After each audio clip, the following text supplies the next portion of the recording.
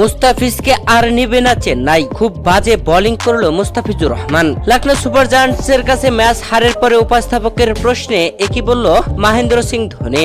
দর্শক, আইপিএল এ নিজেদের সপ্তম ম্যাচে লখনৌ সুপার জায়ান্টসের বিপক্ষে তাদের ওই ঘরের মাঠে খেলতে নামে চেন্নাই সুপার কিংস। আর এই ম্যাচে চেন্নাই সুপার কিংস যেন নাকানি চুপানি খেয়ে গেল লখনৌ এর কাছে।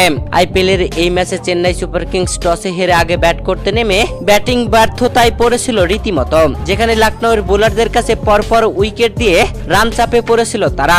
তবে শেষ দিকে মহেন্দ্র সিং ধোনি 9 দলকে নিয়ে যান 176 রানে। পুরো 20 ওভার খেলে 6 উইকেট হারিয়ে লখনৌ সুপার জায়ান্টসকে চেন্নাই টার্গেট দেয় 177 রানের। সেই রানের টার্গেটে ব্যাট করতে নেমে দুর্দান্ত ব্যাটিং করে তাক লাগিয়ে দিয়েছেন লখনৌ সুপার জায়ান্টসের দুই ওপেনার কুইন্টন ডি কোক ও কেএল রাহুল।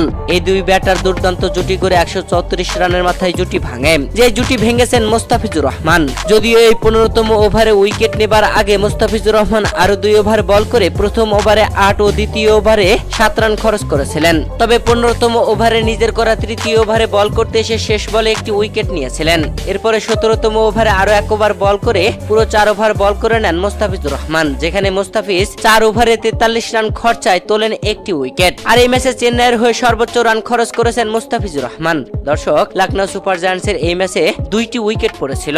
1 ওভার হাতে রেখে 8 উইকেটের দুর্দান্ত জয় তুলে নিয়েছে লখনৌ সুপার জায়ান্টস। আর এই ম্যাচে এমন ভাবে হারের পরে ম্যাচ উপস্থাপকের করা প্রশ্নের জবাবে মহেন্দ্র সিং ধোনি বলেন, লক্ষ্যটা ছিল স্বল্প, আমাদের টপ অর্ডারের ব্যাটসম্যানরা ভালো ইনিংস খেলেনি, ব্যাটিং এ আমরা বাজে ছিলাম।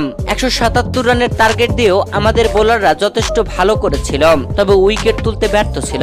মুস্তাফিজ প্রথম উইকেট তুলেছিল, সেটা একটু দেরি হয়ে গিয়েছিল। দর্শক, এই ম্যাচে মুস্তাফিজুর রহমান যেমন খরচে বোলিং করলেন তাতে স্পষ্ট হচ্ছে যে আগামী ম্যাচে মুস্তাফিজুর রহমানকে একাদশে নাও রাখা হতে পারে।